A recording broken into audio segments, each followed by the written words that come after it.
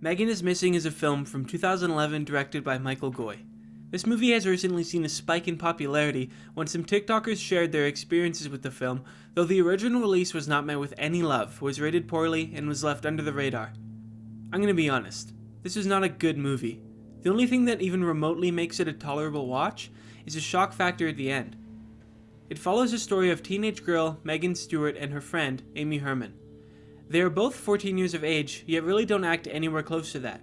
On one hand, Megan acts a lot older doing drugs like cocaine and going to parties where she gets drunk and does the deed with people all the time. But on the other hand, Amy is incredibly naive and childish, for example stating she wants to use the time at her 14th birthday to record her cat's routine, not something I would personally think you would find interesting at that age.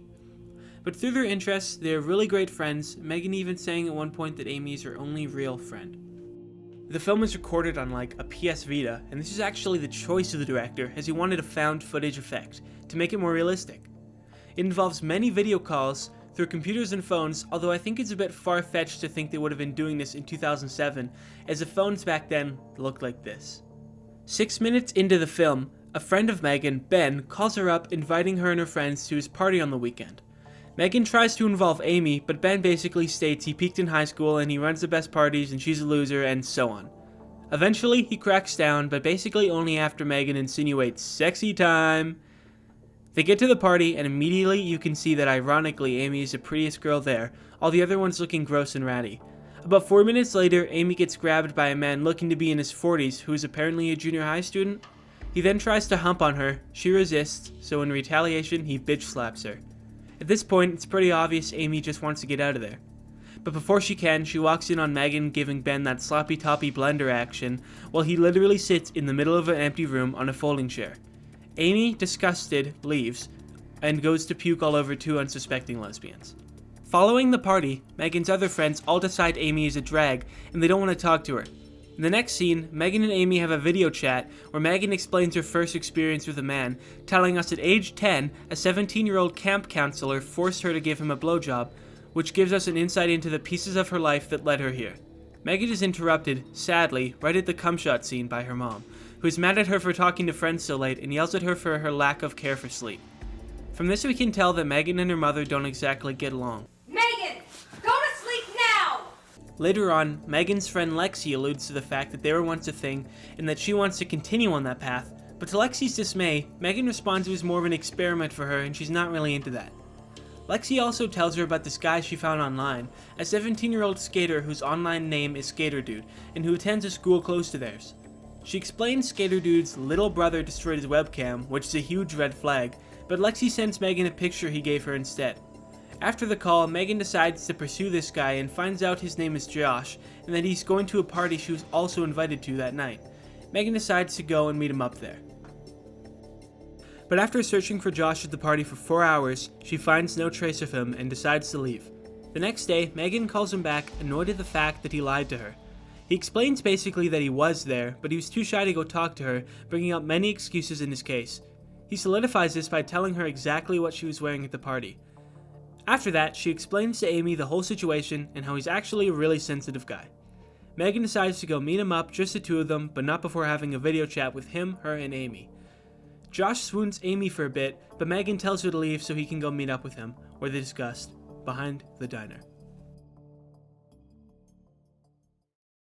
The next day comes, but to Amy's surprise, Megan hasn't messaged her. She goes to school, and Megan isn't there. Amy explains that this is out of the ordinary for her, as they usually talk multiple times every hour. She tries to contact Megan's other friends, but they all hang up on her, not wanting to talk to a loser. She contacts Josh, and he simply says she never showed up. Time passes and Megan doesn't show up. Eventually, she's reported missing, and we see a news report explaining the situation that I can't tell if they meant to be funny and ironic.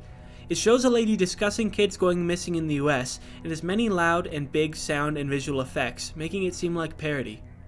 The news anchor seems to be set on the fact that she ran away, while also showing security footage of her being led away by a barely seeable figure.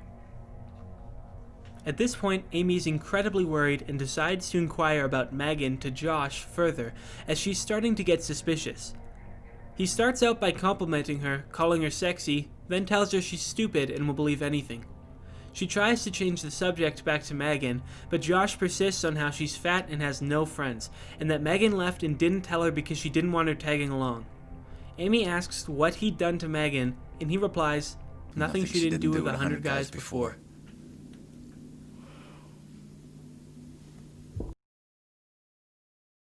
It's the next day now, and the news reveals that Amy told the police she thinks a man named Josh may have had something to do with her disappearance.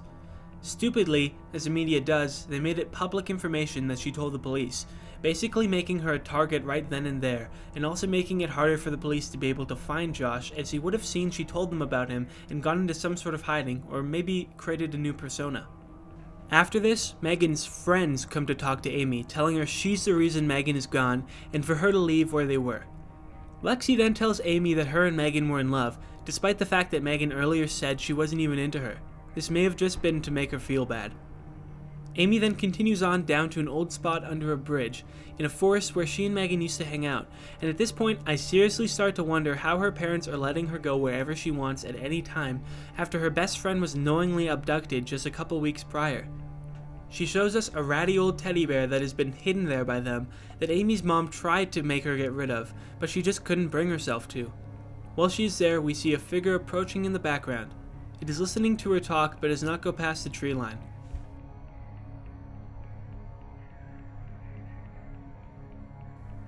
We then go to the next day where Josh calls Amy furious about her talking to the police. He says she has a big mouth and she responds stating that if he didn't do anything, he has nothing to worry about. He then tells her that he agrees he has nothing to worry about, but for a different reason. He states it's because his online accounts are anonymous, so no one could ever trace him back to him. He says if she keeps talking, he may have to pay her or her mom a visit, which shuts Amy up.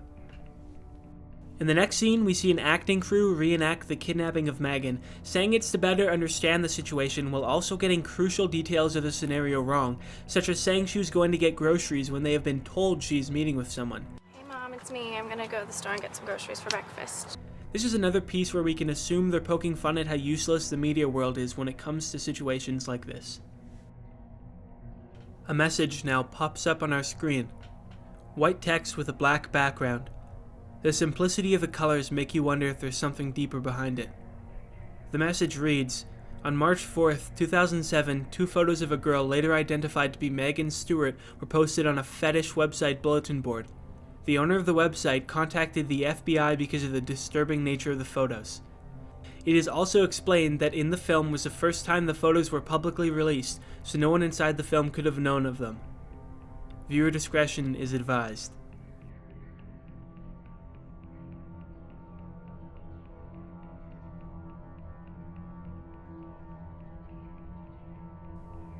What's shown is fucking disgusting, and I can't believe anyone would ever find that hot. It's honestly insane, and I couldn't imagine being a parent in that situation and seeing your daughter like that. Amy explains that it's been 3 weeks that Megan's been gone now, and she suspects that the authorities are starting to give up on looking for her. She goes to grab her teddy bear again, but realizes it's not there. A hand then reaches out and the footage stops right before she is grabbed. It cuts over to the news again, where the anchor tells us that Amy has also been reported missing. Besides the facts, she still believes that they may have just ran off together.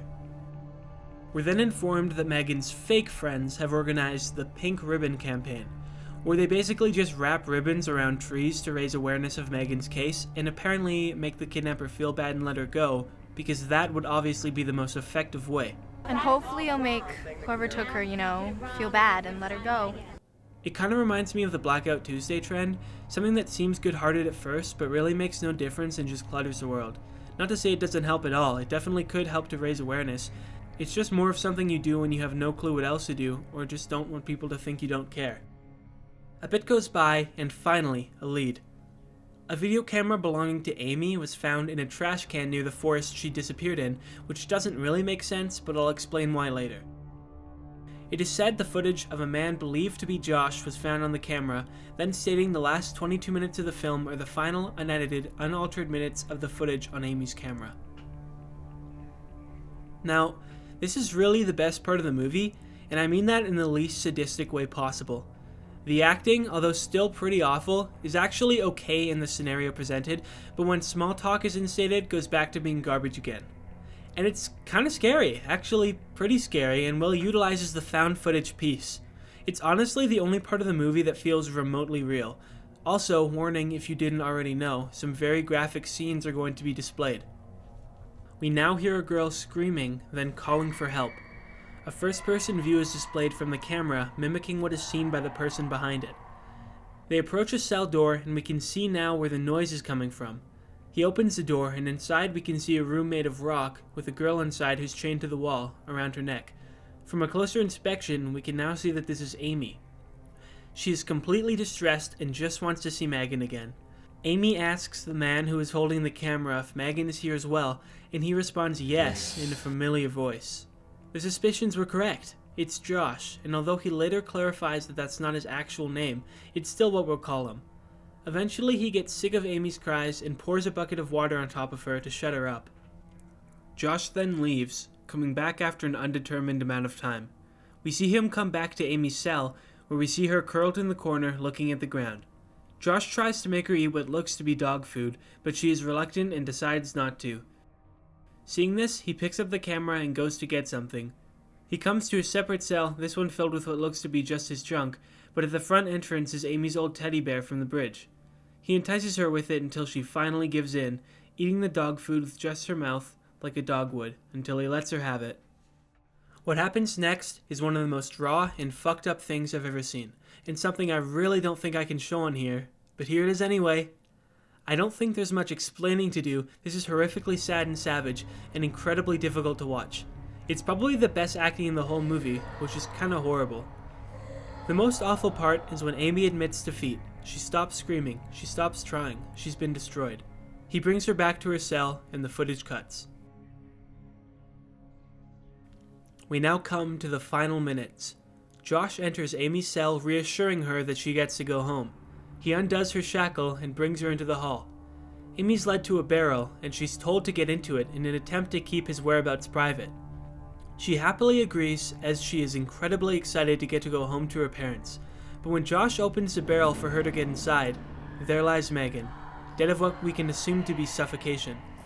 We have no indication of when she died, but it's definitely been a couple days, maybe even a week. She screams and runs, but eventually Josh is able to overpower her and puts her in the barrel with her now deceased best friend. We're now outside, and Josh is digging a hole to put the barrel. Amy's pleading with Josh to let her go, saying she won't tell anyone and that she'll be his wife and do anything he wants, but he doesn't respond. He just ignores her. It seems her pleas go on forever, as the last scene is almost 10 minutes and is excruciating to watch. It's not until the final moments where she starts screaming and crying as Josh pushes her into the hole he dug and starts to cover her over. We are left with nothing but ourselves as he walks away, Megan and Amy never to be seen again.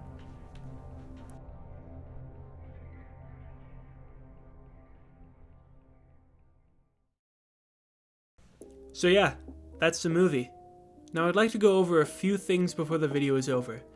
Firstly, the acting in this movie. I understand it's low budget and all, but it was horrible. Like, I honestly think I could have played Josh better. The only thing that really keeps you watching is the absurdity of their lives and the suspense that something else is going to happen soon. The one thing I will say is the gruesome scenes were surprisingly realistic, especially the rape scene, and really left you disturbed. Back to what I said earlier about where the camera was found, it is weird that he took Amy and her camera from the forest to go use it, then brought it back to dispose of it there. Maybe he just knew they were looking there. Either way, I give the movie an objective 4 out of 10. I understand the movie is kinda creepy, but that's a small portion of the movie, and the rest is just filler and bad acting. Anyways, I hope you enjoyed, and let me know if you want more content like this in the future. Now you're tortured scared, dude.